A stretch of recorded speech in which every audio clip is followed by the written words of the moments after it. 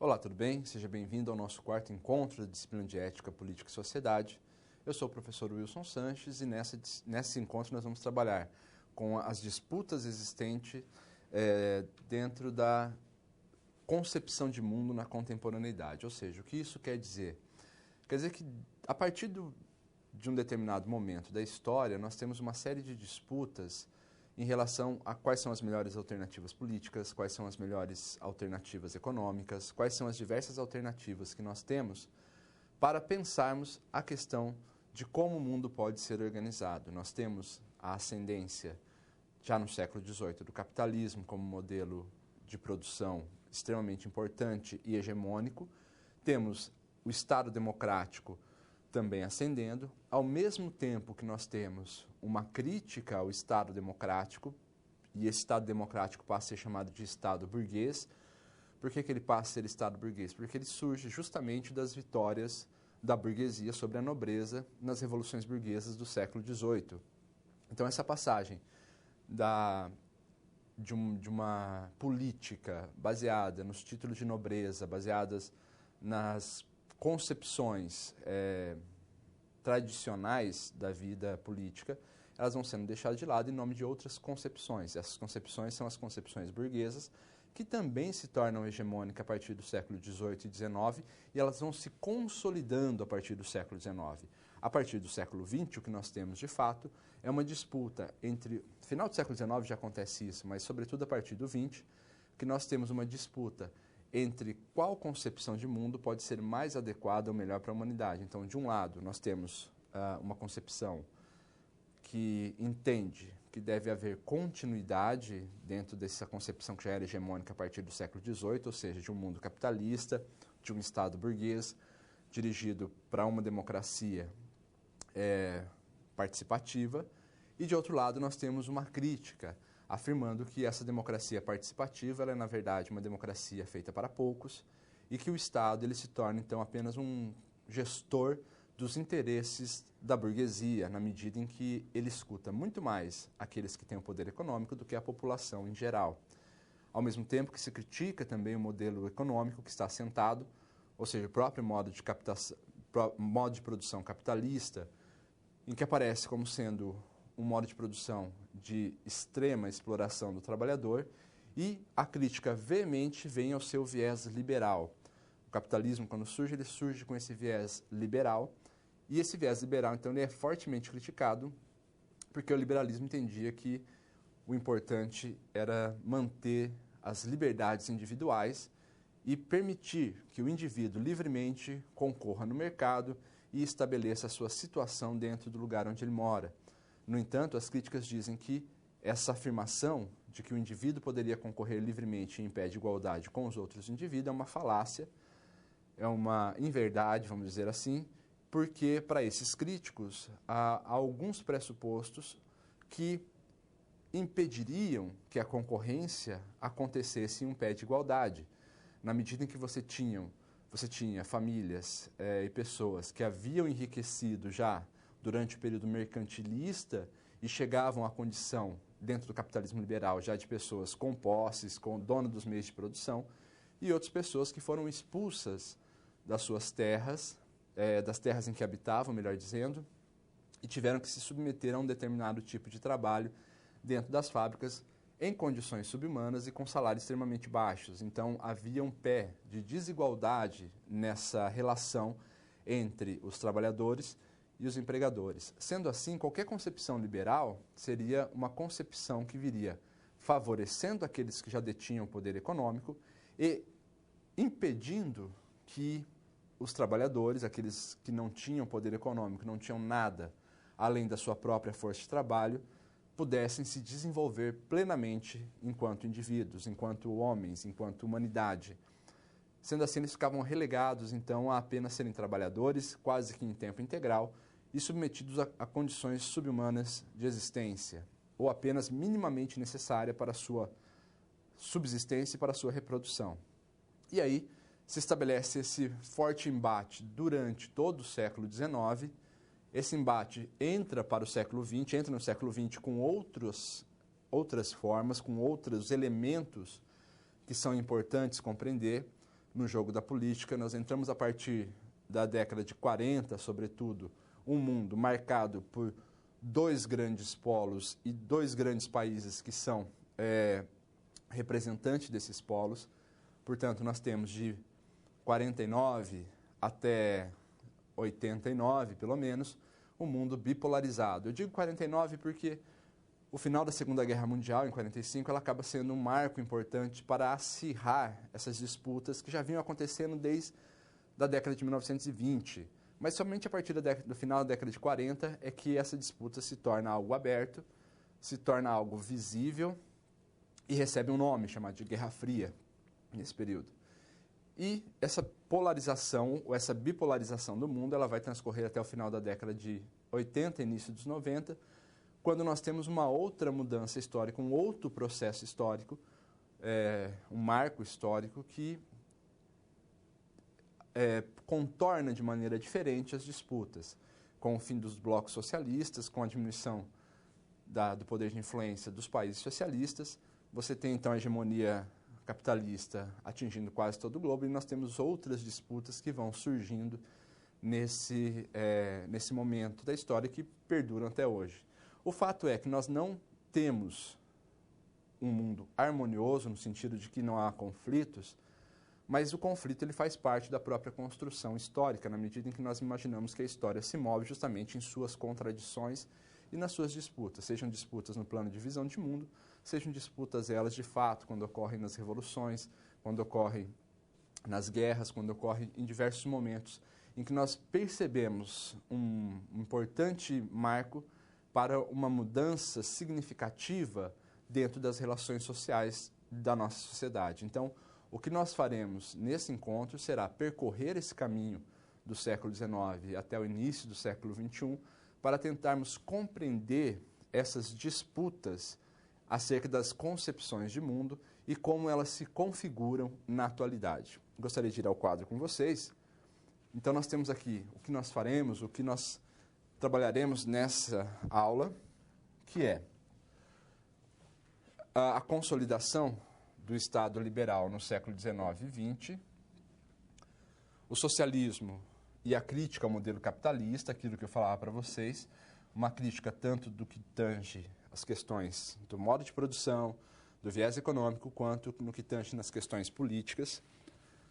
Temos também a social-democracia como sendo uma alternativa no pós-Segunda Guerra Mundial, como sendo uma forma também de manutenção do capitalismo, só agora sob outras perspectivas.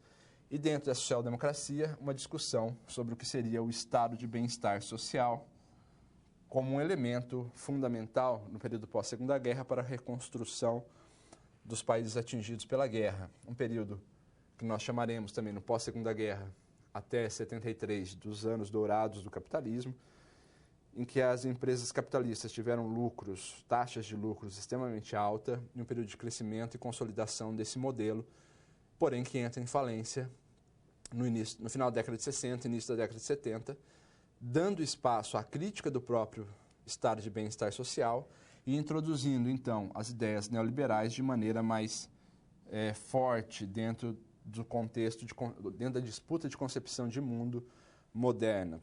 Por que eu digo que o modelo neoliberal ele se apresenta mais forte? Porque o neoliberalismo, enquanto teoria, ele tem um marco, que é 1944, com um livro do Hayek, chamado O Caminho da Servidão. Esse livro é um manifesto, o próprio Hayek diz isso na introdução do livro, em que esse livro ele é um manifesto, ele tende a falar sobre política, ele fala dos problemas relativos à alta intervenção estatal dentro da vida dos indivíduos, que conduziria necessariamente a regimes totalitários e, portanto, conduziria o indivíduo à servidão, né? Então, qualquer tipo de estrutura política, de caminho político que previsse a intervenção cada vez maior do Estado na vida dos indivíduos conduziria esses indivíduos a um caminho de servidão, por isso o livro dele chama-se O Caminho da Servidão.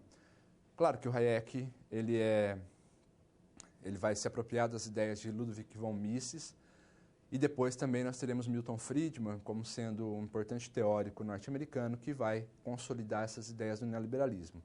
No entanto, apesar do marco inicial estar em 44, como eu expliquei para vocês, no período de 40, no final da Segunda Guerra até 73, os altos índices de lucratividade obtidos pelas empresas capitalistas nesse período vai fazer com que essa teoria ela fique no submundo ali das concepções econômicas modernas, e ela vai ganhar notoriedade com as crises que virão desde o fim da década de 60, atingindo seu ápice em 73, quando nós temos daí o início, de fato, de uma agenda neoliberal nas políticas mundiais, né? E depois isso se propaga e vai ganhando espaço e ganha força como ideologia predominante em um período bastante significativo. Nesse sentido, alguns autores, como Perry Anderson, por exemplo, ele vai afirmar que até mesmo os governos que se diziam social-democratas, a partir da década de 90, eles acabam se apoiando em muitos dos pressupostos ou dos pilares do neoliberalismo. Eles acabam sendo mais neoliberais que os próprios neoliberais em suas políticas internas e externas, apesar de se autodenominar sociais-democratas. O estado de bem-estar social acaba recebendo uma severa crítica sobre seu tamanho, seu inchaço e a sua impossibilidade de continuação, e se volta à ideia de que o indivíduo deve ser livre para exercer qualquer coisa que ele queira fazer, suas atividades econômicas, com a mínima intervenção estatal. O neoliberalismo, de certa forma, ele coloca que existe uma preocupação não só de não intervenção estatal, mas o Estado tem um papel importante no sentido de controlar a economia, controlar a inflação e ter alguns outros negócios, algumas outras atividades de intervenção mínima do Estado. Por isso que no neoliberalismo nós falamos que o Estado ele tem uma importância, uma intervenção moderada dentro do mercado, né, dentro do limite que lhe cabe, que lhe foi definido por esses teóricos que construíram essa concepção. Vamos ao quadro novamente. Então, a questão fundamental para o convite ao estudo está na discussão entre moderados ou radicais, direita ou esquerda.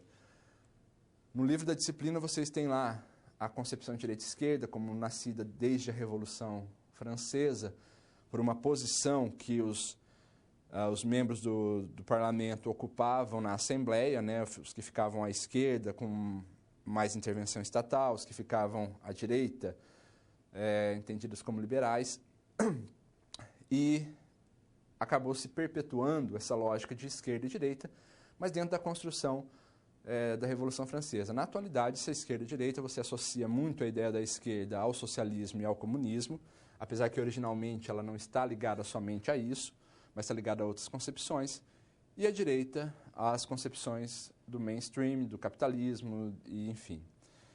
Então, o que nós afirmamos é que na maioria dos países do mundo contemporâneo, os termos esquerda e direita se tornam rótulos para definirmos tendências políticas opostas. Por que ainda vivemos a dicotomia esquerda-direita?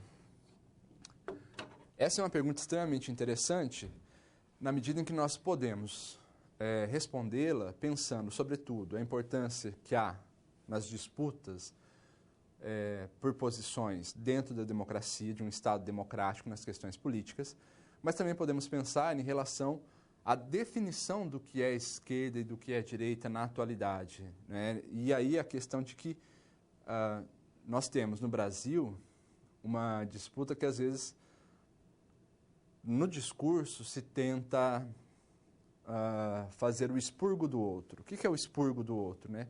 Fazer com que o outro seja considerado menos importante na disputa em função da sua posição política. Você é de direita, você é de esquerda. No entanto, os polos opostos dentro de uma democracia é algo fundamental para a construção dessa mesma democracia, porque a democracia, segundo nos fala Fernando Henrique Cardoso, é um dos regimes políticos mais difíceis, porque ele pressupõe justamente a existência do diferente, ele pressupõe justamente as disputas por posições, um jogo de tensão. E a democracia nunca é um regime dado, mas é um regime em eterna construção. Por isso, nós não podemos falar que nós vivemos uma democracia e pronto, isso está consolidado. Na verdade, nós vivemos em um país democrático e a democracia se constrói dia a dia nas disputas políticas, se constrói dia a dia nos embates de força, se constrói no dia a dia nas disputas de posição, sendo que aquele que pode exercer maior influência acaba podendo ver algumas de suas ideias serem implementadas, ao passo que outros vão tentar lutar por essas ideias. Então, a democracia moderna com a cidadania moderna são elementos fundamentais. A cidadania, como já afirmei ontem em encontro com vocês, ela se define como o direito por lutar a ter direito. Então, quando nós falamos que nós moramos num país democrático, que somos todos cidadãos, isso significa que nós temos o direito de lutar por aquilo que nós entendemos que é o nosso direito. Dentro dessa concepção, se torna fundamental a ideia de existir polos opostos no mesmo país e no mesmo regime, e como esses polos dialogam, né? Não apenas demonizando nem esquerda nem direita, mas entendendo que isso é um elemento necessário na própria construção diária da democracia. Agora nós temos um vídeo, nós vamos a ele e daqui a pouquinho nós retornamos.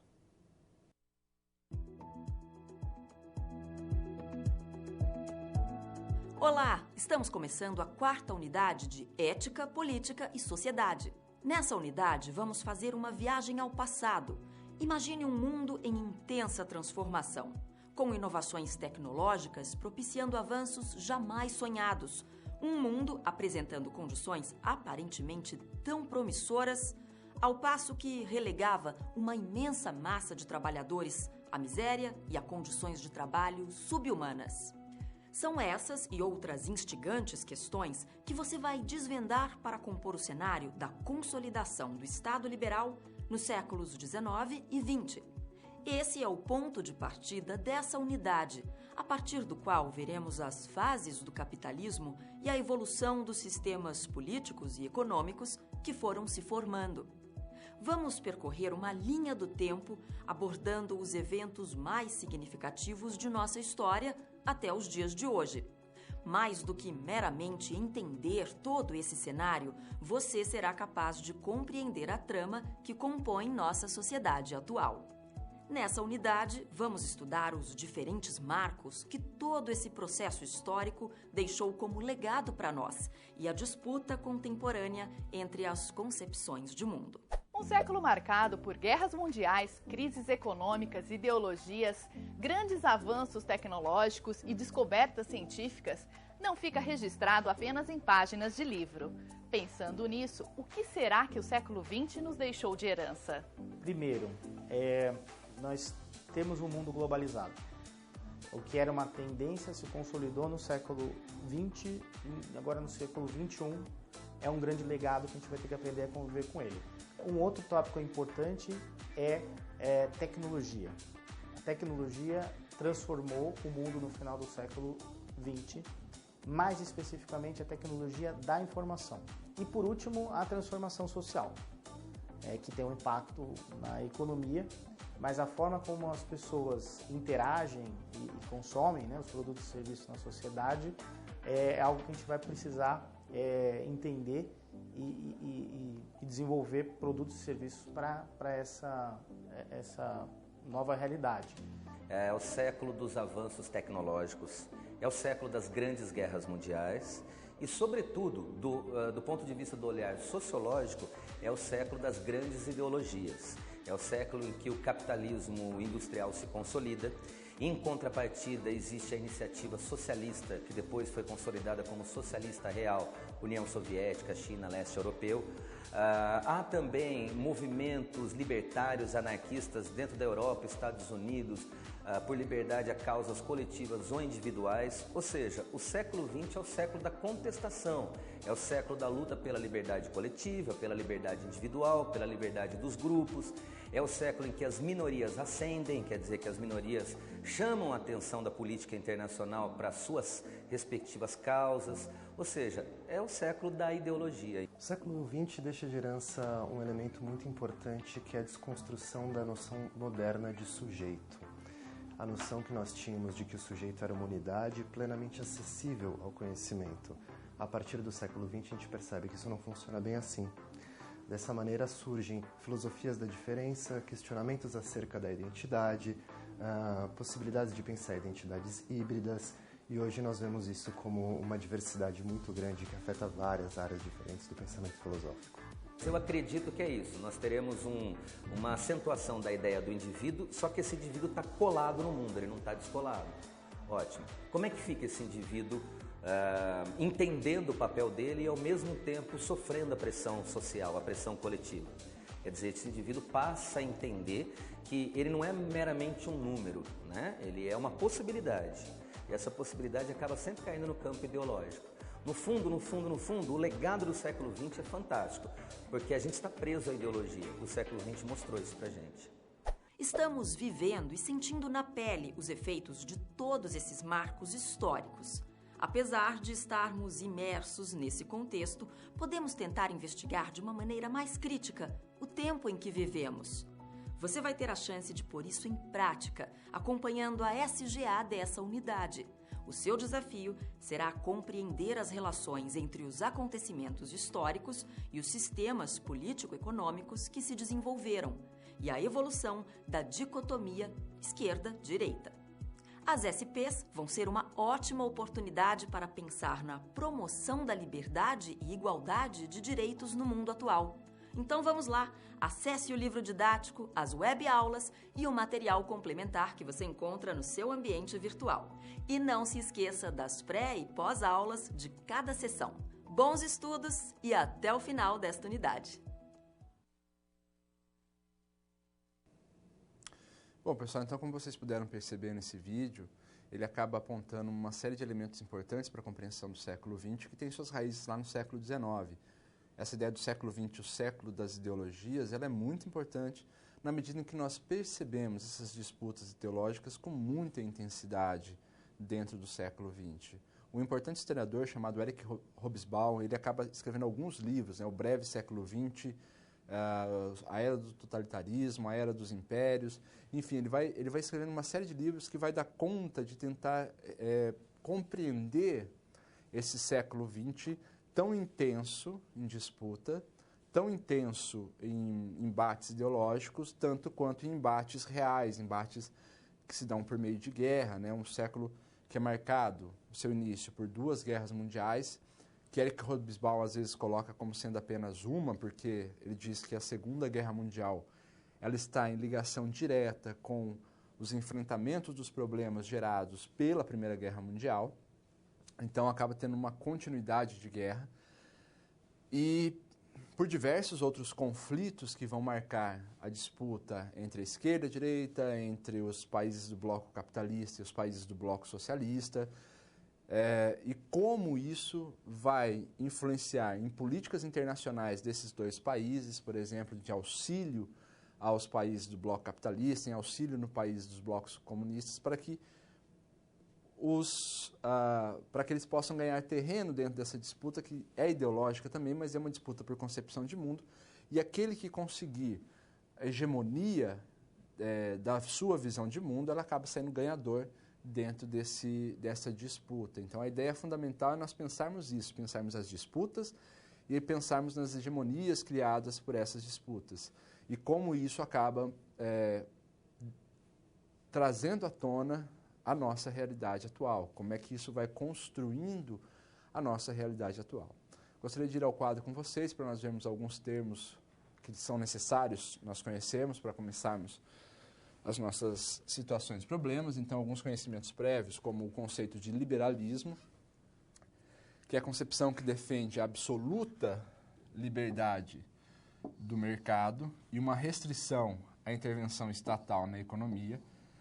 O liberalismo ele aponta necessariamente para a ideia da liberdade individual.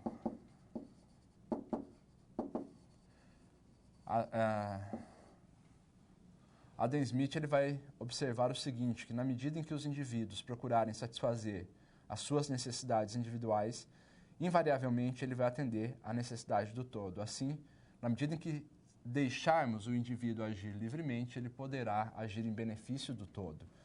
Então, a liberdade individual, que se traduz em uma liberdade, sobretudo na esfera do mercado. O capitalismo, que é o sistema econômico que se baseia na legitimidade da propriedade privada e na liberdade de comércio. Essa ideia da propriedade privada é muito importante, tá? Então, vocês podem incluir aqui na ideia de propriedade privada. Por quê? Porque no feudalismo, por exemplo, nós tínhamos a propriedade, uma propriedade particular. Ela pertencia, o feudo pertencia ao nobre, que era dono do feudo, senhor do feudo. No entanto, havia uma série de terras que eram entendidas como terras comunais, que era deixado também para o cultivo de bens que seriam consumidos pela comunidade. O capitalismo ele traz o cercamento dessas terras e a ideia de uma propriedade privada. Ela pertence exclusivamente ao indivíduo, não podendo nenhum outro indivíduo fazer usufruto daquele bem que é individual e que pertence privadamente àquela pessoa.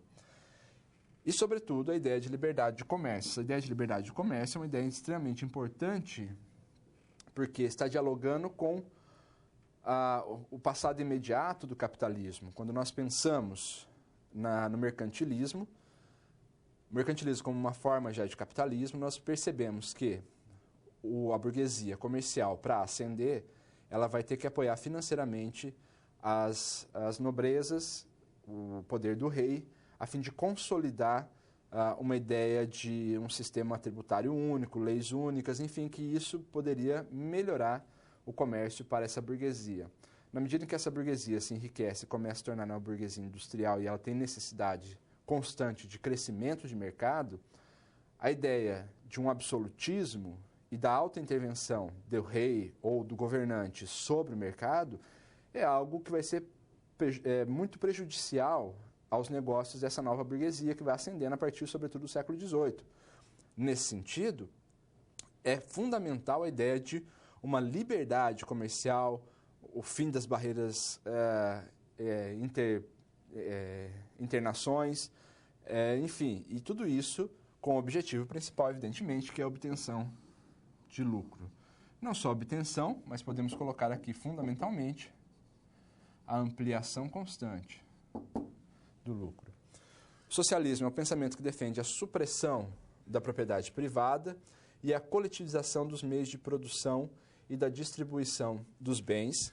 E o estado de bem-estar social é uma forma de estado que se caracteriza pela mediação entre capital e trabalho e pela interferência na economia. No entanto, essa intervenção ela não é uma superação do capitalismo, mas ela está dentro da manutenção do próprio sistema capitalista e do próprio modo de produção capitalista. Portanto, não estamos numa relação direta de negação do capitalismo com a social-democracia. Antes, estamos numa relação de perpetuação da lógica capitalista. No entanto, um capitalismo que tende a uma alta intervenção estatal e um processo de seguridade para o trabalhador. Por quê? Porque na visão do Keynes, e nós vamos ver isso mais adiante, um dos grandes problemas que nós temos, ele é justamente a ideia de que o liberalismo vai ter conduzido a uma disputa acirrada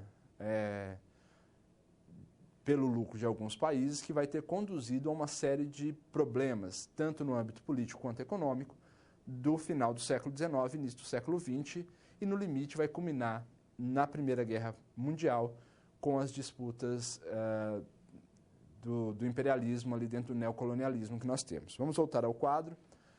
Então, para pensar numa situação geradora de aprendizagem, nós temos, de Robespierre a Hitler, esquerda e direita, se constituíram como extremos ideológicos na cena política mundial. Uma citação de Marcelo Scarrone, que tende a demonstrar que nós temos uma série de disputas ideológicas acontecendo no mundo, e elas sempre aconteceram, e elas não vão findar agora. Por mais que você tenha uma ideologia que seja hegemônica, qual é o significado de hegemonia? Ela se torne a ideologia mais marcante em um determinado período, que ela se sobrepõe às outras não deixam de existir, as outras ideologias.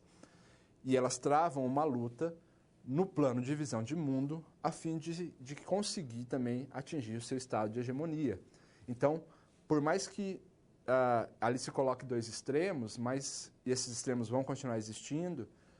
No plano da visão do mundo, nós teremos disputas entre diversas visões o tempo todo, porque essas disputas são constantes na própria história. Não é só um elemento do século XX, mas é um elemento que está presente desde de muito tempo e que, na atualidade, nós talvez consigamos verificar, visualizar isso de uma maneira melhor, dado uma série de desenvolvimento que nós temos. Nós temos agora mais um vídeo, nós vamos a ele, daqui a pouquinho nós retornamos.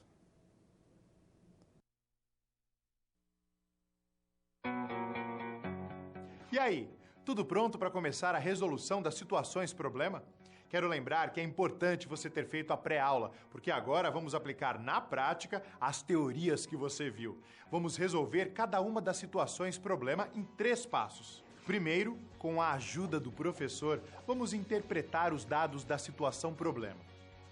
Em seguida, vamos problematizá-la e levantar hipóteses. E no final, vamos aplicar os conceitos e teorias que foram resgatados pelo professor para solucionar a SP. Combinado? Então vamos a esse primeiro desafio.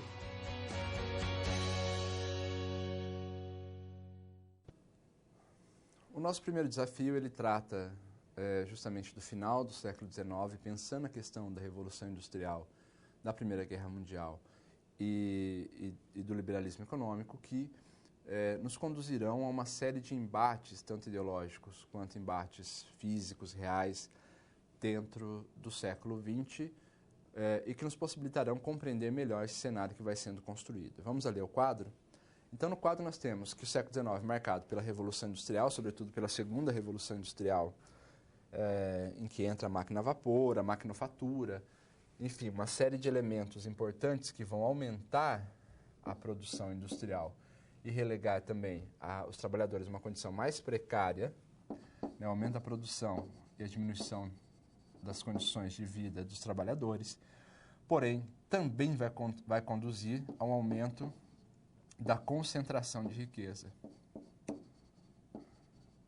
Isso porque nós estamos vivendo em uma época em que o capitalismo ele precisa do seu viés liberal e esse liberalismo econômico ele está atuando no sentido de tentar estabelecer que o Estado não intervenha na economia e que os indivíduos tenham liberdade para concorrer, liberdade para produzir, liberdade para enriquecer, enfim, todas as liberdades. No entanto, ainda na Europa você tem fortemente marcada por uma série de colônias ainda na África, na Ásia, e que ainda elas não tinham sido libertadas, não haviam passado pelo processo de libertação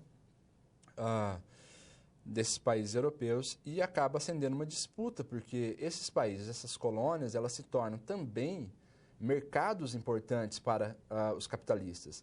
Nesse sentido, se começa toda uma questão, uma discussão sobre a divisão dessas colônias, começa uma discussão sobre os países que não tinham colônias que não entraram nos acordos das divisões das colônias, nesse período desse novo imperialismo que vai se estabelecendo, não pela ocupação militar, mas vai estabelecendo, sobretudo, pelo domínio, pelo predomínio econômico, e esses países começam a perceber que não, olha, eu preciso também de participar dessa disputa, e aí você acaba tendo uma série de conflitos em função dessa divisão territorial que vão conduzir, no limite, a surgimento da Primeira Guerra Mundial, né? Então, a Primeira Guerra Mundial está diretamente ligada aos pressupostos desse liberalismo econômico, em que há uma disputa pelos mercados que ainda podiam ser conquistados, e dentro dessa disputa, então, se percebeu que dentro da divisão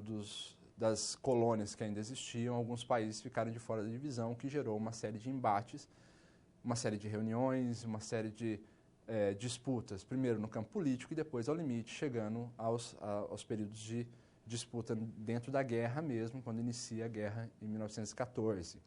Voltando ao quadro, nós temos então algumas características ou uma problematização da situação problema, que diz o seguinte, que primeiro, a Revolução Industrial do século XIX vai marcar a passagem do trabalho artesanal para a manufatura, então, portanto, um sentido de cooperação simples aqui, e depois vai passar para a maquinofatura, ou a maquinaria. O que é essa maquinofatura ou a maquinaria? Na verdade, quando nós pegamos o livro Capital, do Marx, no capítulo da Maquinaria e Grande Indústria, ele mostra um longo período da história, são 300 anos de história pelo menos, em que é um período de expropriação do trabalhador. E a maquinaria, ela marca a expropriação do próprio saber do trabalhador, ou seja, o saber está na máquina e o trabalhador, então, se torna, aqui nesse sentido, um operário. Então, o trabalhador, agora, ele deixa de ser aquele que detém o conhecimento e passa a ser aquele que opera uma máquina que vai realizar todo tipo de produção. É o período que nós temos a grande indústria se estabelecendo, portanto, o trabalho em massa, a determinação do ritmo do tempo do trabalho, porque nesse processo de expropriação, em que primeiro se expropriou o trabalhador da matéria-prima, depois expropriou o trabalhador do seu próprio saber, conduz necessariamente todas essas etapas a uma expropriação do próprio tempo de trabalho. E aí nós temos uma revolução industrial que o ritmo de trabalho não é determinado pelo trabalhador, mas ele é determinado, sobretudo, pela máquina. Isso no século XIX. Temos um autor extremamente importante para a administração, que é o Taylor, né, em que um dos seus livros ele vai tratar de como fazer com que o trabalhador tenha um dia ótimo de trabalho. O que é um dia ótimo de trabalho? Em que ele consiga produzir dentro do extremo da sua capacidade de produção. Sendo assim, era preciso organizar cada vez melhor a atividade desse trabalhador, a fim de que ele possa, então, ter um dia ótimo de trabalho. E aí nós temos o princípio da organização científica do trabalho já no final do século XIX. Quem vai potencializar essa organização científica do trabalho depois vai ser o Ford, o Henry Ford, com a ideia da esteira, em que ele vai, então, fazer com que não mais o trabalhador se desloque para a produção, mas que o produto a ser produzido se desloque para uma esteira, a fim de que o trabalhador possa montar peça a peça essas partes, e isso ser uma produção mais rápida. Além de ser uma produção mais rápida, a produção ela vai ser ritmada pelo tempo da esteira, que está no controle do administrador, que está no controle do empregador, que está no controle do capitalista. Então, ele pode ir aumentando. Na medida em que as habilidades vão sendo desenvolvidas, você vai aumentando a velocidade da esteira, a fim de que possa aumentar, então, essa produção. E aí o ritmo todo é dado pelo empregador. Se pegarmos um período do trabalho artesanal, nós veremos que o trabalhador diz, olha, eu não posso produzir mais rápido do que isso. Por quê? Porque o conhecimento pertencia ao trabalhador. Muitas vezes a pessoa que empregava esse trabalhador, que falava assim, não, você não pode fazer mais rápido, ele diz, não, eu não posso. Como o empregador não conhecia e não sabia dos processos para a produção de algo, ele não tinha como interferir diretamente no ritmo de produção. Na medida em que o conhecimento passa para a maquinaria e que o trabalho ele é especializado, no sentido de que cada trabalhador vai fazer uma função específica e não mais o todo, né? Um trabalho, a especialização técnica, né? Um trabalho que vai ser fragmentado e cada um vai fazer uma parte. Quem dita o ritmo de cada uma das partes é essa máquina que agora conduz o próprio trabalho. E nesse sentido é que Marx vai afirmar que nesse período o trabalhador ele se torna tão somente o apêndice da máquina.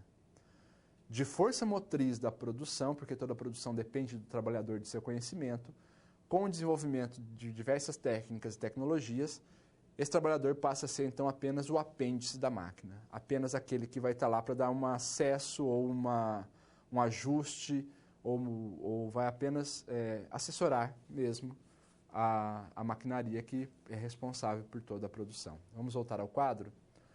Então, nós temos a concentração de renda na mão industrial, nesse sentido, uma concentração cada vez maior de renda, o avanço no sistema de transporte, até por conta do próprio deslocamento das pessoas, mas, sobretudo, deslocamento de material e de produtos por um mercado que tende a ser globalizado, o êxodo rural e o crescimento desordenado das cidades, uma vez que o trabalho do campo deixa de ter a sua importância com a própria industrialização do campo em algum sentido, cada vez precisando de menos pessoas para trabalhar no campo, para produzir no mesmo terreno, no mesmo metro quadrado, você pode produzir mais com menos pessoas.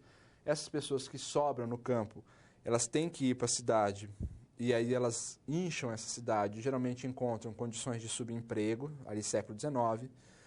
Essas condições de subemprego, esse inchaço da cidade, os detritos que vão se acumulando nos esgotos a céu aberto da cidade, vão fazendo com que haja uma degradação bastante profunda e rápida do meio ambiente. E aí esse período é marcado por uma ausência de uma legislação trabalhista. O século XIX tem uma ausência completa de uma legislação trabalhista. E aí você tem o uso de mão de obra infantil. Se os adultos trabalhavam em torno de 14 horas por dia, as crianças poderiam trabalhar tão somente 10 horas por dia. Mas e a exploração dessa mão de obra, e como os salários eram extremamente baixos por uma condição de subemprego, de subtrabalhadores, era necessário que todo mundo da família trabalhasse a fim de que pudesse ter o mínimo necessário para a subsistência. Então nós estamos diante de condições extremamente subhumanas de existência desses trabalhadores e diante também de um aumento bastante grande da concentração de renda. Vamos ali ao quadro novamente. Então, as bases que nós temos do liberalismo, aqui nós temos a imagem do livro do Adam Smith, A Riqueza das Nações. A ideia fundamental do Adam Smith, que ele está dialogando com os fisiocratas. Os fisiocratas eram uma escola econômica anterior a Smith, que dizia que toda a riqueza da nação advém da sua produção rural, portanto, da posse da terra. Smith vai dizer não, a riqueza das nações provém da indústria e como essa indústria está organizada. Nesse sentido, Smith aponta, e o liberalismo de uma maneira geral, tanto político quanto econômico, para a valorização e a defesa da propriedade privada, a liberdade do comércio de produção, as relações de trabalho definidas entre burgueses e proletariado, portanto, uma relação direta entre o trabalhador e o seu empregador, sem a intervenção estatal, porque cada um vai buscar o seu próprio interesse, e o individualismo econômico e a busca do lucro. É interessante perceber que essa história dessa relação de trabalho definida diretamente entre o burguês e o trabalhador, e o operário, partia de uma lógica também. Segundo Smith, uma vez que o burguês industrial que produz determinadas mercadorias, ele precisa de um mercado consumidor, haveria uma tendência racional do próprio mercado a que os salários não fossem tão baixos, porque se os salários fossem extremamente baixos, você teria necessariamente uma redução do mercado consumidor e, portanto, não importaria o preço que a mercadoria estaria no mercado, ela não seria consumida porque não haveria renda suficiente para seu consumo. Sendo assim, essa racionalidade conduziria necessariamente a um equilíbrio. Perceba essa expressão, a racionalidade do mercado conduziria necessariamente ao equilíbrio do mercado. É uma relação necessária de causa e efeito. Nesse sentido, para Smith, assim como para os fisiocratas, as leis de mercado, elas eram leis naturais e universais. Por isso que deveria deixar livremente todo mundo negociar as suas condições. No entanto, o que o Smith não previa? O aumento do comércio internacional, a busca por novos mercados que não eram onde as pessoas produziam, e nesse sentido não haveria necessidade de você manter o mercado consumidor amplo no lugar onde você está produzindo, uma vez que o avanço nos meios de transporte possibilitaram a que essa mercadoria produzida na Inglaterra fosse vendida, por exemplo, nos Estados Unidos, ou na Alemanha, ou em qualquer outro país. Sendo assim, você conduziria a uma maior exploração do trabalhador e a uma maior concentração de renda na mão da burguesia. Nesse momento, da burguesia industrial, dos empregadores, em detrimento das condições de trabalho e das condições de vida do próprio trabalhador. Vamos voltar ao quadro? Então, resolvendo a nossa situação-problema, nós temos que até 17, o capitalismo e a sociedade burguesa dominaram, até 1917, né, dominaram o mundo como força única e exclusiva, não que não houvesse outras formas de pensamento. E eles pretendiam oferecer à sociedade um único modelo viável para a vida em sociedade. Em 17, nós temos a Revolução Bolchevique e a ascensão do socialismo real na União Soviética, na Rússia primeiro, depois vai se tornar a União das Repúblicas Socialistas Soviéticas, e essa ascensão desse socialismo, que depois nós vamos chamar de socialismo real, assim como o professor David de Abertura chamou, né, é a experiência do socialismo real, ou seja, aquele que de fato existiu fora dos livros e das concepções teóricas, pretendia ser um modelo alternativo. No entanto, esse socialismo real ele vai repetir velhos erros do modelo anterior. E aí nós temos que discutir quais são os erros que o socialismo real acabou repetindo e como isso vai interferir diretamente na visão que se tem desse socialismo, inclusive nos dias de hoje, e na sua própria derrocada. Agora nós temos mais um vídeo, nós vamos a ele e nós já retornamos.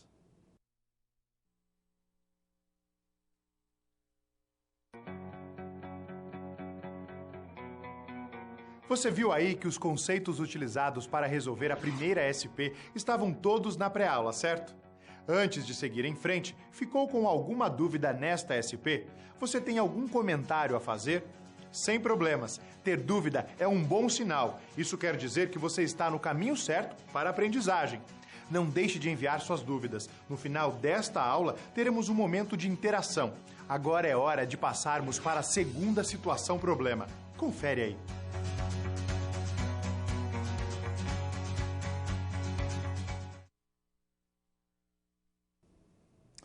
Então, a nossa primeira situação-problema, ela termina e exatamente no ponto de término da primeira situação-problema, nós começamos a nossa segunda situação-problema, que é a ascensão do socialismo real. Vamos ao quadro. Então, nós temos aqui no quadro uma pergunta, né? Preso no passado ou aberto ao futuro, pensando a questão do socialismo. Após a ascensão e queda, o socialismo enfrenta o desafio de continuar como alternativa real para a humanidade. Então, uma afirmação rigorosa. Por que nós colocamos que um desafio do socialismo acaba sendo continuar como uma alternativa real para a humanidade? Alguns teóricos discutem a ideia de que, durante muito tempo, durante o período da Guerra Fria, o socialismo, como um enfrentamento do capitalismo, teve que impor ao capitalismo novas maneiras de pensar o seu próprio modus operandi, a sua própria maneira de ser, para justamente enfrentar aquilo que eram as propostas do socialismo, né? Então, alguns elementos que são importantes para nós pensarmos aí a questão do socialismo é a Revolução Russa de 1917, Outubro Vermelho, em que os bolcheviques vão assumir o poder via revolução em uma Rússia que ela tinha características feudais ainda, ela era dominada por uma nobreza, pelo czar, por sua família. Você tem um histórico, desde o final do século XIX, início do século XX, de exploração e de desavença entre essa nobreza, o czar, e a população em geral, o que vai gerando um clima de insatisfação que vai culminar em 17 na Revolução Bolchevique. E nós temos ainda, marcando o século XX, a Segunda Guerra Mundial, que a Rússia ela só vai entrar em 41 nessa guerra, né? Então, a União das Repúblicas Socialistas Soviéticas só vai entrar em 41 nessa guerra, porque havia um acordo anterior afirmando que um pacto de não agressão entre a Alemanha e a Rússia. Esse pacto é rompido na medida em que a Rússia acaba se aliando aos aliados, né, contra o eixo, e eles acabam participando de maneira decisiva, inclusive, na questão do próprio fim da Segunda Guerra Mundial. Nós temos ainda como experiência socialista a Revolução Chinesa de 47 e a Revolução Cubana de 59, que ela não surge em 59 com moldes socialistas, mas que depois ela vai se assumindo como socialista. Bom, quais são as perguntas importantes que nós temos que fazer aqui, né? Pode-se considerar o socialismo uma nova perspectiva? Ou seja, uma experiência aberta para o futuro da humanidade? Quais são as motivações para as revoltas contra os regimes anteriores? Isso é importante saber, pois se temos a ideia de uma perspectiva de um regime novo, nós temos que ter a ideia de como eram e quais eram as críticas ao regime anterior. Podemos dizer que os modelos socialistas incorrem nos mesmos erros dos modelos capitalistas anteriores? Por quê? Né? Como que nós podemos perceber, então, os erros que vão se amontoando dentro desse chamado socialismo real?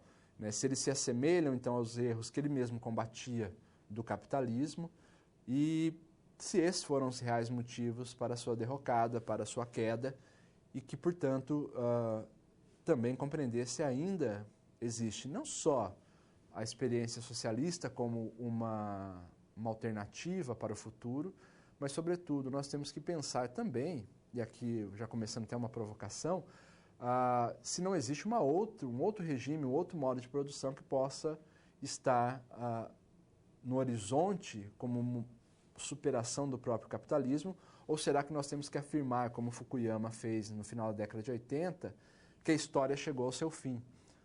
A afirmação de Fukuyama ela é bastante provocativa quando ela afirma, olha, não tem mais o que mexer, nós chegamos ao melhor modelo de política, que é o democrático, e ao melhor modelo econômico, que é o capitalismo. Então, não haverá mais revoluções históricas, a história não vai mudar de fase.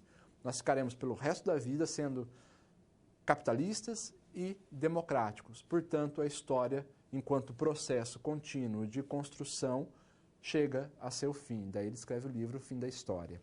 Mas vamos ao quadro para nós, então, entendermos um pouco esse momento, né?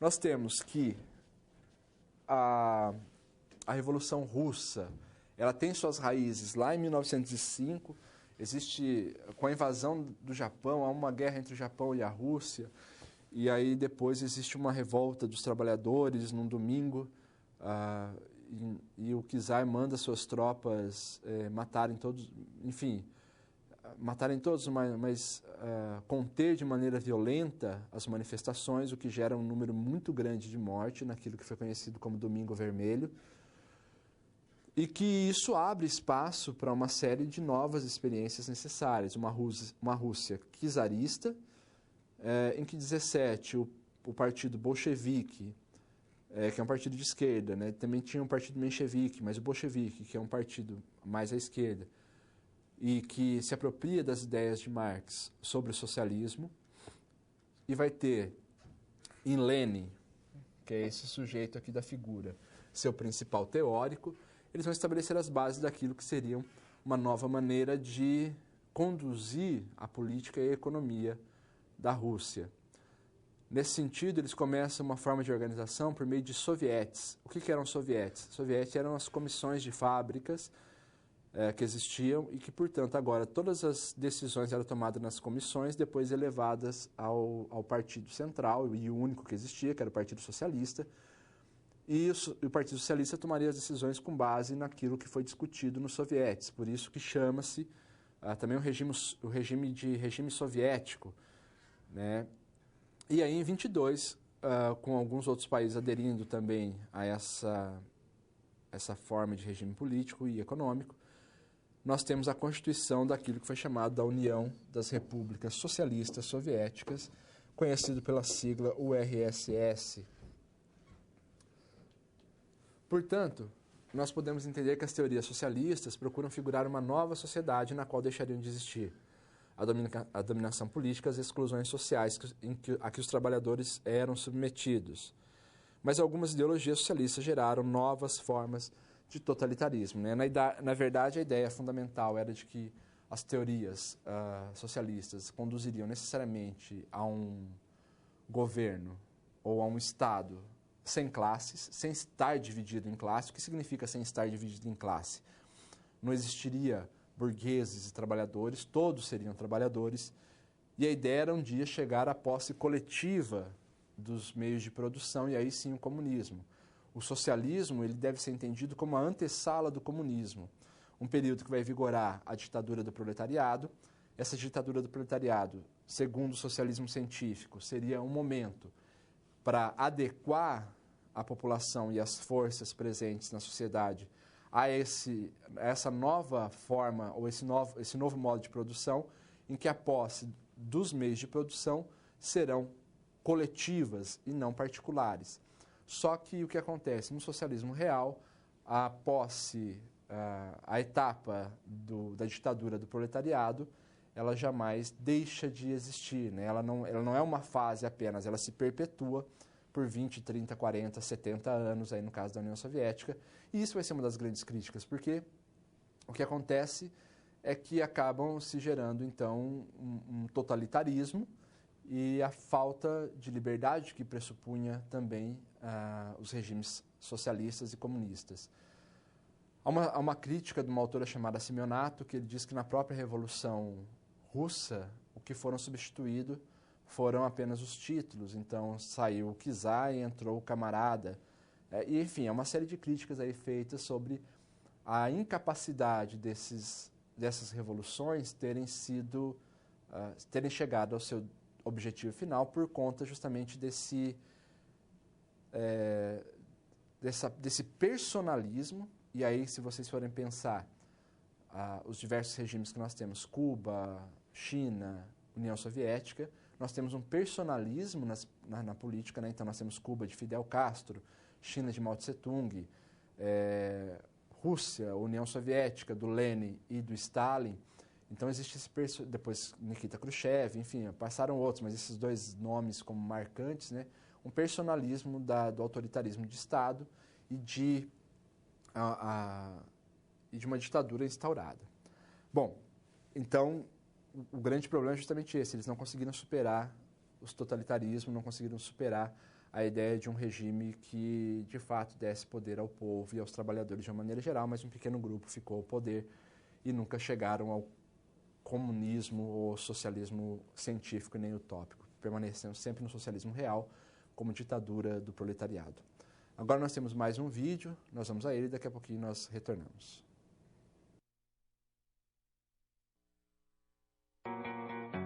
Agora você já resolveu com o professor duas situações problema. Os conceitos por trás delas foram vistos antes na pré-aula. Ainda faltam 2 SPs para que a gente possa encerrar a unidade.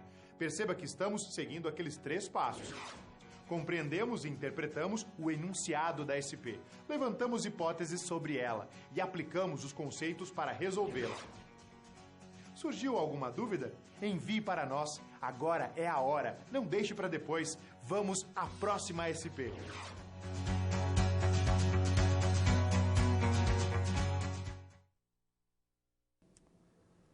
A nossa próxima SP, ela diz respeito ainda à ideia de concepção, da disputa da concepção de mundo, mas agora colocando o Brasil dentro desse quadro. Como é que vai se portar o Brasil na década de 20? Nós temos diversos alinhamentos que o Brasil vai assumindo, né, ao longo do século 20, alinhamentos de um lado e de outro, e aí, por fim, você tem a definição do país na participação ou dentro de qual bloco ele se encaixa e como ele se encaixa nesse bloco. Vamos ler o quadro.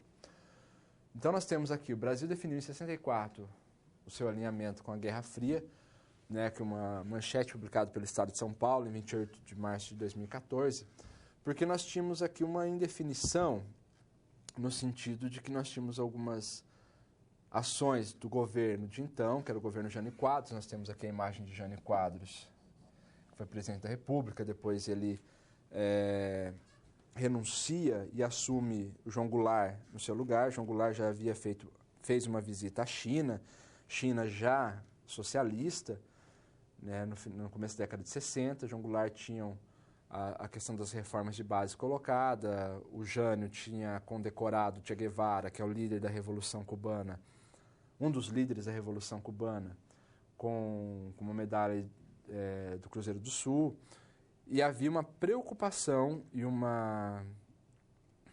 um temor de que o Brasil estivesse se alinhando com os países socialistas, com o bloco socialista. Em 64, se vê a necessidade de uma intervenção, e há uma intervenção militar. Não é a primeira que acontece, nós já tínhamos tido 2 intervenções militares anteriores, né, mas, porém, de períodos curtos, apenas para assegurar a passagem democrática de um governo a outro. Em 64, quando há uma intervenção militar, o discurso é de que seria como as outras, um período de 2, 3 meses, a fim de garantir novas eleições e por fim, uma democratização do país. Se perpetua até 79, pelo menos, os governos, ou para outros autores até 84, os governos que tinham como líderes os generais. E aí o Brasil define, então, como participante do bloco capitalista e o seu não alinhamento com os blocos socialistas. E aí nós temos algumas questões, né? Quais foram os impactos da Guerra Fria no Brasil e qual a influência da globalização nessa questão? Bom, podemos perceber que a Guerra Fria ela foi causada pela disputa de 2 blocos antagônicos, né, conduzidos pelos Estados Unidos e pela União Soviética. Ela é marcada pela corrida armamentista, ela é marcada por uma série de políticas de ajuda a países estrangeiros na sua reconstrução. Os Estados Unidos, com o Plano Marshall, que eles acabam ajudando o Japão, alguns países da Europa, na sua reconstrução, a fim de que eles pudessem aderir ao capitalismo e não ao socialismo. A Rússia também tinha o seu plano de ação, que ele também ajudou alguns países que vão se tornar socialistas, sobretudo ali Cuba é um dos países que vai receber uma ajuda bastante interessante também, mas outros países também receberam, e aí é uma questão de uma corrida por avanço na concepção de mundo no plano global, tentando alcançar outros países, a influência de cada um desses países.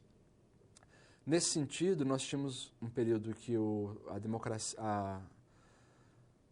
liberalismo havia mostrado suas garras e, portanto, ele havia sido rejeitado como modelo que poderia conduzir os trabalhadores, a imensa massa de trabalhadores a condições subhumanas de trabalho e de vida.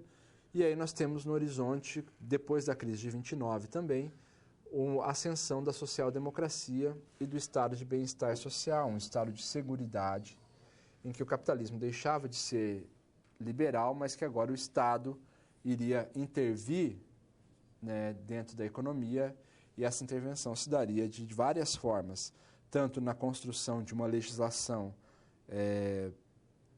que poderia proteger o trabalhador e a imensa massa de trabalhadores que o país se constitui, quanto da própria intervenção governamental em questões econômicas, né? E aí esse modelo ele vai ser um modelo que vai ser adotado por uma série de países da Europa na sua reconstrução, como uma reação também aos modelos socialistas, e vai inaugurar aquilo que são os 30 anos dourados do capitalismo. Eu sei que aqui não é 30, mas nós costumamos chamar de 40 a 70, né, colocando como décadas os 30 anos dourados do capitalismo, em que o estado de bem-estar social será a principal vertente política e ideológica do mundo capitalista.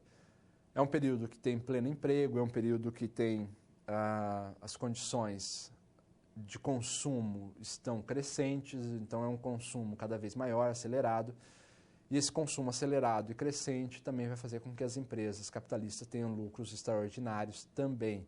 Mas existem umas definições, como, por exemplo, a ideia de um salário mínimo, que nenhum trabalhador poderia receber a menos do que aquilo, a instituição dos acordos terem que passar, não poderem ferir essas proteções aos trabalhadores. Então, uma série de regras criadas pelo Estado, de forma que não havia mais a negociação livre do trabalhador com o empregador, mas essas negociações teriam que estar pautadas pela tutela do Estado, que assumia para si os ônus do próprio capitalismo, né? Então, por exemplo, um trabalhador fica desempregado e ele vai receber seguro-desemprego até que ele retorne ao trabalho, mesmo que esse desemprego dure 1 ano, 2 anos, 3 anos, né? No caso dos países europeus que adotaram a social-democracia. Então, é um modelo que pressiona o Estado e o Estado tenta pressionar a economia, num jogo de tensão a fim de que as condições de emprego se mantenham, a fim de que as condições sociais se mantenham, a fim de que a seguridade social se mantenha, a fim de que a economia continue também capitalista. Ela nunca deixa de ser uma economia de mercado. O Estado não vai lá e fala que a propriedade é dele. As propriedades continuam a ser privadas, os donos da empresa negociam suas mercadorias com uma certa liberdade, mas o Estado também está intervindo na economia. Vamos ali ao quadro novamente. Então, quem vai propor essa ideia de uma intervenção alta do Estado na economia é Keynes. Aqui está a imagem de Keynes. Ele diz que é necessário... O Keynes ele vai fazer um estudo, um longo estudo, e aí que vai ser antes do período de 29, mas ele vai se debruçar sobretudo no período de 29 nos Estados Unidos, que é a quebra da Bolsa de Valores, também por conta do liberalismo, e ele vai dizer que ele vai fazer um livro dele chamado A Teoria Geral do Trabalho, da Renda e da Produção, em que ele vai aliar essas questões aí toda, e afirmando que o Estado ele seria então responsável pela conciliação entre capital e trabalho. Portanto, ele teria que estar mediando as relações entre capital e trabalho para que a cisão entre um e outro não fosse a tal ponto que prejudicasse a classe trabalhadora. Nesse sentido, o Estado passa a ter uma grande estrutura administrativa, tendo empresas e atuando diretamente na economia, e ele faz uma crítica aberta ao liberalismo e instaura esse sistema de seguridade social.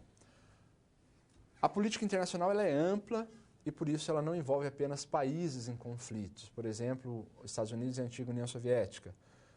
Na verdade, há diversos países que estão ali em relação com esses outros e que vão sofrer a interferência e o fim, por exemplo, do socialismo da União Soviética. Ele vai ser um fator que vai afetar diretamente, por exemplo, Cuba. Ao mesmo tempo que a crise de 2008 nos Estados Unidos vai afetar todo o mundo capitalista porque ele mantinha relações com eles. Então, quando nós falamos de política internacional, nós temos que pensar em como as relações internacionais se dão. E é onde nós estamos em um mundo cada vez mais interligado. No mundo globalizado, a instabilidade e a complexidade da ordem internacional têm efeitos sobre todos os países do globo.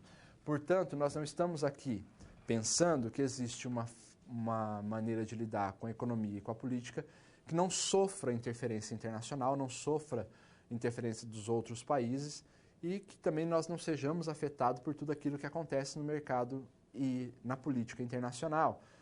Se nós temos, por exemplo, a exportação de alguma commodity diretamente relacionado com os Estados Unidos, e a nossa balança comercial depende necessariamente dessa commodity, dessa exportação, se os Estados Unidos entram em crise e ele diminui a importação do nosso produto, necessariamente nós vamos ter uma queda significativa da balança comercial, vai afetar os outros elementos da nossa economia e vai afetar também a nossa política. Por quê? Porque essas ligações são íntimas entre economia e política. Então nós não podemos pensar apenas em elementos isolados, mas temos que pensar que é uma complexidade que interliga todos esses elementos dentro de um mundo cada vez mais globalizado, cada vez mais interconectado. E aí nós poderíamos pensar também aquilo que são os organismos multilaterais, como a FMI, a Organização Mundial do Comércio, enfim, todas essas organizações que acabam atuando no sentido também de tentar controlar as economias e as políticas internacionais. E hoje todos os países estão sujeitos a isso e acaba sendo necessário medir qual a força desses países diante de tal realidade internacional para saber qual é o grau de independência desses países na sua definição das políticas internas. Então, é bem complexo o quadro que nós temos hoje. Nós temos agora mais um vídeo, nós vamos a ele e daqui a pouquinho nós retornamos.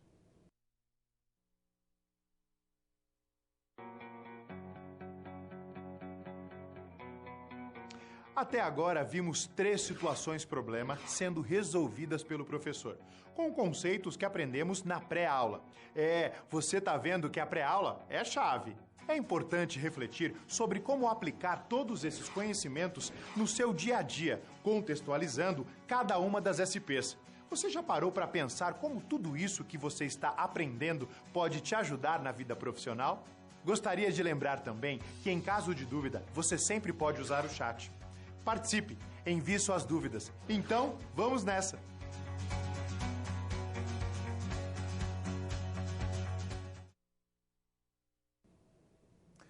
Então, nós terminamos falando da complexidade da política internacional, pensando o Brasil nesse contexto político e como ele está sujeito a essas questões políticas internacionais. E nós temos, então, agora que pensar como se estrutura essas políticas internacionais atuais, e nossa situação, problema, vai nos levar a um evento que é extremamente recente, que é a ocupação de Wall Street. Vamos ao quadro. Então, nós temos aqui o criador do movimento Occupy Wall Street, o ativista Mike White, culpa a influência das corporações nos governos pela crise política e afirma que os protestos são ineficazes, precisam se reinventar. Então, nós temos duas coisas aqui que são extremamente importantes nós refletirmos. A ideia de uma crise política, ocasionada pela interferência das grandes corporações dentro do governo, e que, portanto, nós temos que pensar qual a influência do capital dentro dos estados, se nós temos uma democracia, se nós temos aquilo que é chamado de plutocracia, ou seja, o governo do dinheiro. E o segundo elemento é a ideia de que os protestos precisam se reinventar. Como assim se reinventar? Precisam surtir efeito. Para surtir efeito, temos que usar formas de protestos atuais, e não somente os protestos que já vinham sendo feitos, porque desde o final do século XIX, nós temos vários protestos que vão acontecendo, greves. No final do século XIX, o movimento feminista pelo sufrágio universal no início do século XX, enfim, uma série de movimentos que vão marcando aí a conquista dos direitos sociais, civis e políticos da humanidade no Ocidente. E aí chega um momento que há uma luta também pela possibilidade de determinação das próprias políticas dentro de um Estado e pela possibilidade de melhores condições de vida, e dentro do século XXI, globalizado, de alta tecnologia, de comunicação e informação, é preciso repensar essas formas de manifestação. E aí algumas perguntas nos são importantes. Quais as relações entre liberalismo e neoliberalismo? Quais as marcas do neoliberalismo no final do século XX? E quais as causas da crise mundial no início do século XXI? Então nós temos algumas crises que vão marcar o século XX e o século XXI e que precisam ser pensadas, né, de quais são suas causas, se tem relação direta com o neoliberalismo, com as formas de concepção política e econômica no mundo. Gostaria de ir ao quadro novamente para nós discutirmos algumas questões, para problematizarmos ainda a nossa SP. O que nós temos é que o liberalismo ou as políticas liberais, aqui nós temos que pensar nas neoliberais, né? Não somente as liberais, mas aqui as políticas neoliberais. A ideia de neoliberais é um novo liberalismo, né? Eles estão dentro de um espectro chamado de reestruturação produtiva, que vai estar muito presente na década de 90, em que uma reestruturação dentro da própria estrutura produtiva que conduziria a uma produção maior, com menor necessidade de trabalhadores. A globalização, com o contato cada vez mais amplo dos diversos países, com as formas de trabalho, com a possibilidade das empresas se tornarem não só multinacionais, como transnacionais, podendo dividir a sua produção, não só numa linha de montagem que está dentro de uma fábrica em um determinado país, mas dividir a sua produção entre linhas de montagem que cada parte encontra-se em um país diferente.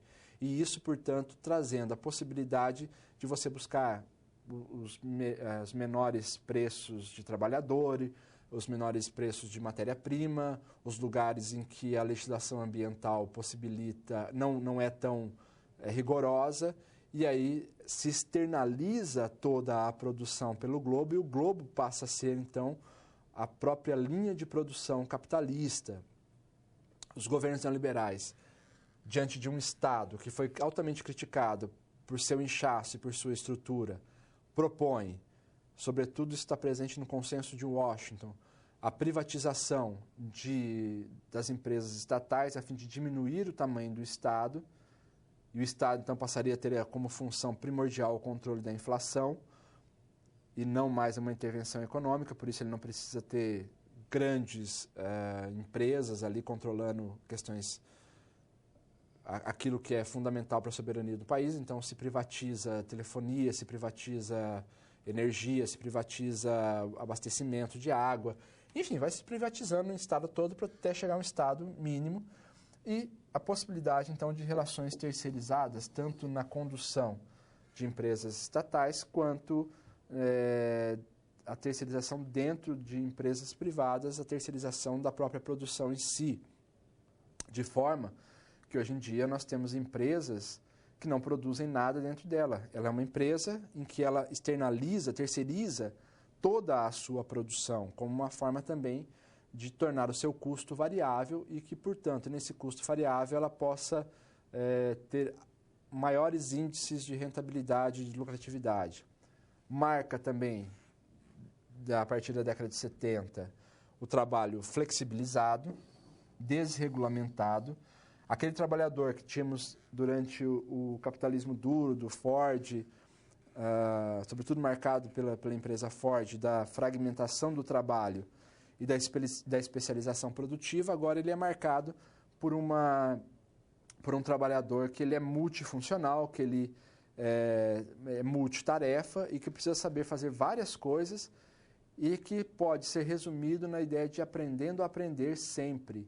Esse trabalhador que ele precisa se adaptar a todos os novos modelos de produção e as condições de produção e o contrato, sobretudo, por tempo, por projeto.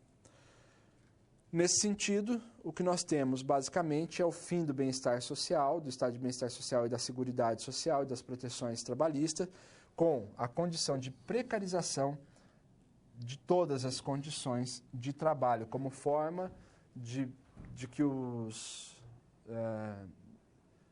aumento de lucratividade dessas empresas. Então, o neoliberalismo ele é marcado pela precarização das relações de trabalho, ele é marcado pelo trabalho flexível, ele é marcado por um estado mínimo e que tem a função exclusiva de controle da inflação e algumas necessidades básicas da população.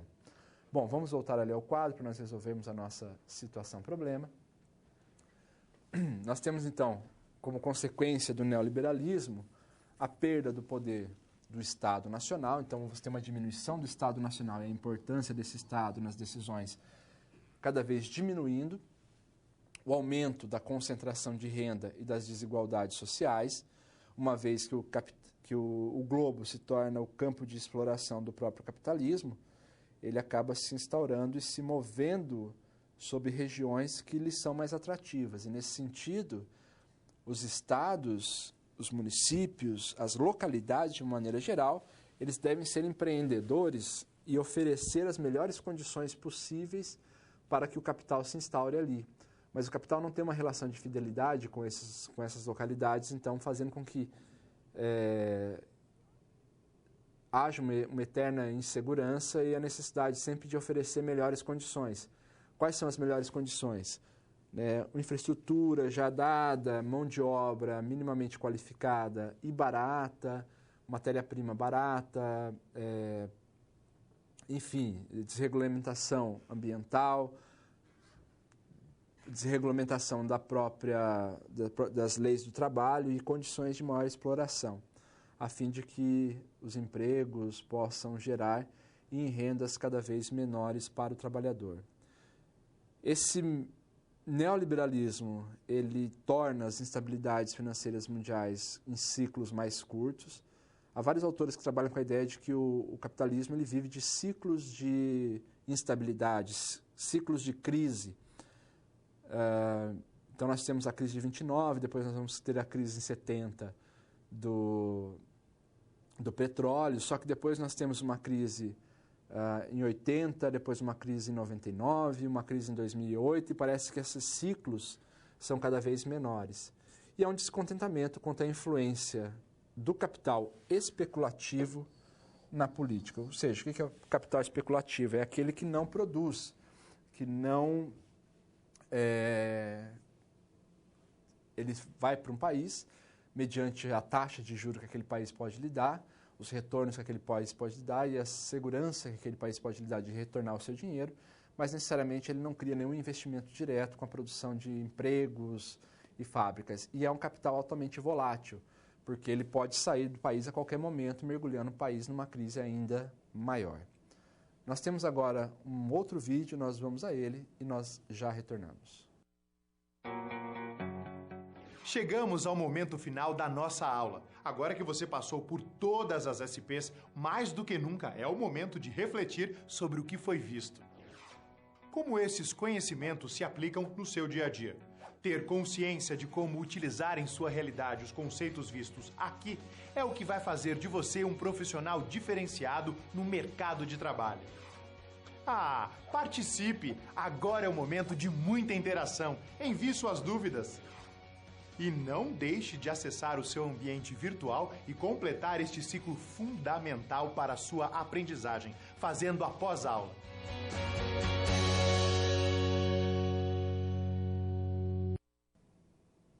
Bom, diante do que nós vimos nesse encontro, né, e todas as situações, problemas que mostraram essa disputa pela concepção de mundo, uma coisa nós podemos ter certeza, né, nós não chegamos ao fim da história, como afirmou Fukuyama. A história está em processo, um processo dialético, um processo do movimento dos contrários, e nesse sentido existe uma disputa constante. Essa disputa não se limita à esquerda e direita, essa disputa não se limita a capitalismo e socialismo, capitalismo e comunismo. Isso é uma redução de toda a discussão que existe. É claro que o socialismo está aí presente com seus adeptos e os seus teóricos, o capitalismo está presente também com seus adeptos e seus teóricos, e sempre que se dirige uma crítica ao capitalismo, nós estamos dirigindo ou tentando compreender da melhor maneira possível o modo de produção sob o qual nós estamos. Então é muito importante, mais do que discutir os modelos que não deram certo aqui no país, também discutirmos o que nós temos no país hoje e nos questionarmos se isso está dando certo. Isso pode nos abrir o horizonte a compreendermos melhor as relações que estão presentes, as relações econômicas e como essas relações econômicas estruturam as relações sociais no nosso país e no mundo em que nós pertencemos e como nós nos inserimos dentro desse mundo. Nós propusemos diversas teorias, as críticas a essas teorias e a ideia de que, como a história é um processo em curso, nós ainda temos várias outras coisas que poderão aparecer. E mais, Hegel afirmava que a história a dialética é um caminho que se faz por si só. Nesse sentido, não tem como prever o que futuramente poderá aparecer como modo de produção ou o que poderá aparecer como novo sistema econômico ou novo sistema político.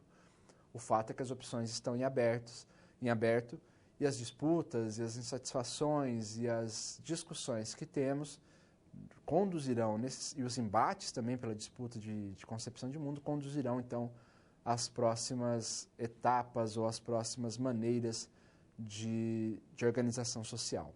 Vamos ali ao quadro, para nós, então, pensarmos essa provocação ou provocando novas situações de problema. Nós dizemos o seguinte, que essa aula colocou diante de todos nós alguns desafios, né? Primeiro, pensarmos a necessidade da humanização das relações, ou seja, o que nós entendemos por humanização das relações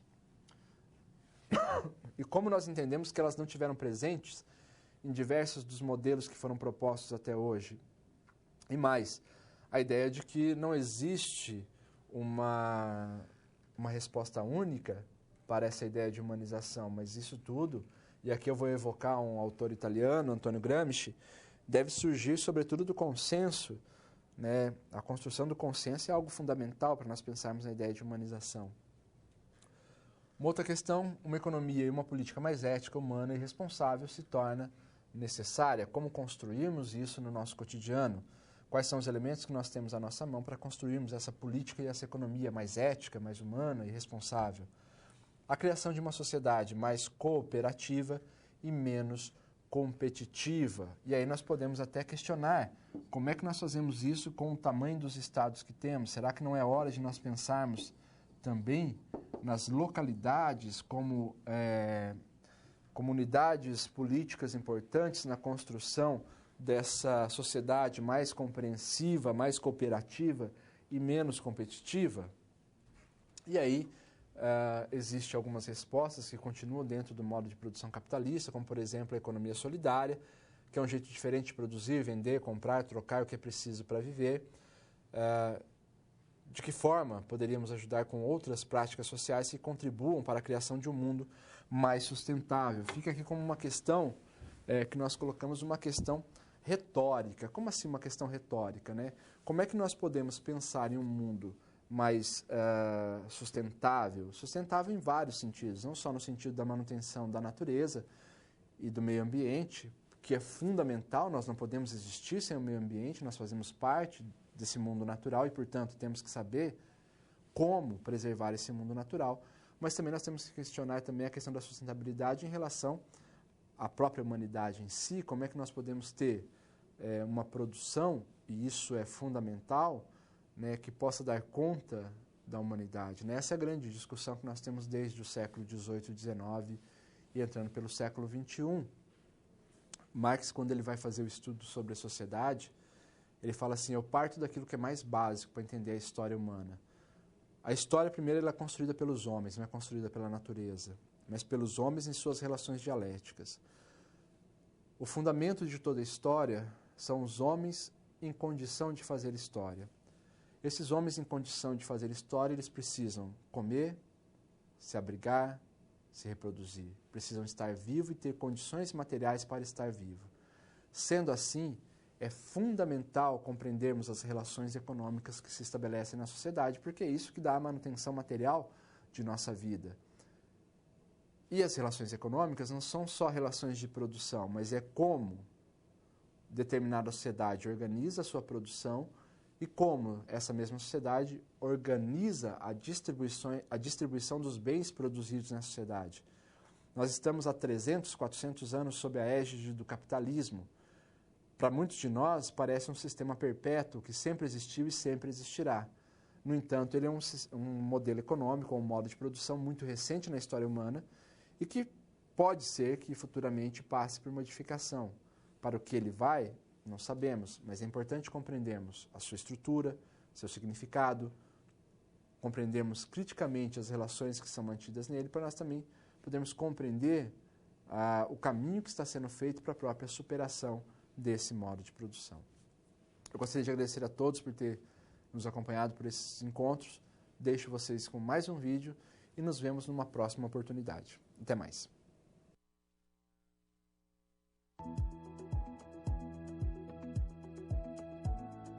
Olá! Estamos chegando ao final da unidade 4 de Ética, Política e Sociedade. Nessa unidade, abordamos a disputa contemporânea entre as concepções de mundo. A SGA apresentou questionamentos que relacionavam os marcos históricos que herdamos dos séculos XIX e XX. Vamos rever cada um dos desafios que enfrentamos na unidade?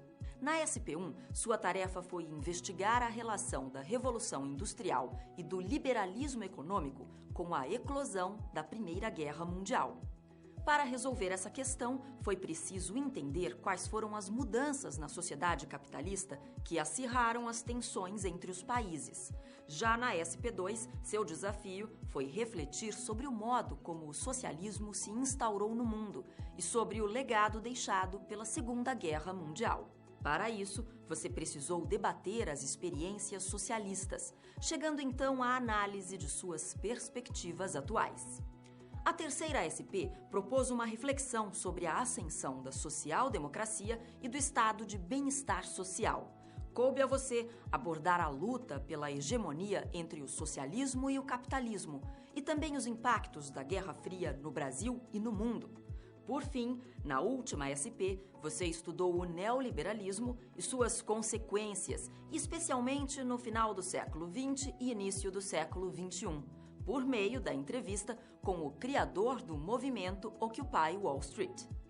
A partir da entrevista e com base no seu aprendizado, você pôde discutir as necessidades atuais de reconfiguração do capitalismo.